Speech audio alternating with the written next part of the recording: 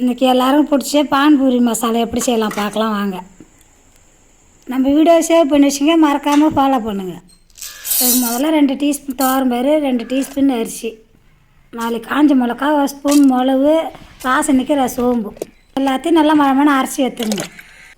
2 உருளைக்கிழங்கு, தேவையான அளவு பட்டாணி அவிச்சு எடுத்து வச்சுக்கலாம். பாத்திரத்தில் அரைச்சி வச்சுக்கிற மசாலாவில் போட்டு நம்ம தேவையான தண்ணி ஊற்றி கலந்து வேண்டியதான். 1 டீஸ்பூன் கரம் மசாலா, தேவையான அளவு உப்பு எல்லாம் போட்டு கலக்கி விடுங்க. கொச்ச உடனே 1 டீஸ்பூன் சில்லி பவுடர். நம்ம வேக வச்ச உருளைக்கிழங்கு அதில் போட்டு மசிக்கலாம். நம்ம வேக வச்ச பட்டாணி அதில் போட்டு நல்லா கொதிக்க விடுங்க. இந்தமாரி கட்டியாக வந்தோடனே கேஸ் ஆஃப் பண்ணிக்கோங்க. வீட்டிலே பொரிச்ச பொரி, வீட்டிலே பொரிச்ச கார்ன், வீட்டில் பொரி எல்லாத்தையும் போட்டு வெங்காயம் எல்லாம் மிக்ஸ் பண்ணி சாப்பிட வேண்டியதான். நீங்கள் வீட்டில் குழந்தைங்களுக்கு இதுமாரி செஞ்சு கொடுங்க. எல்லோரும் வீடியோ பார்க்குறீங்க, கொஞ்சம் ஃபாலோ பண்ணுங்கள். ஃபாலோவே பண்ண மாட்டேறீங்க. வீட்டிலே ரோட்டு கடை மசாலா பூரி ரெடி. நீங்களும் செஞ்சு பாருங்கள். எப்படி இருக்குன்னு சாப்பிட்டு பார்த்து கமெண்ட் பண்ணுங்கள்.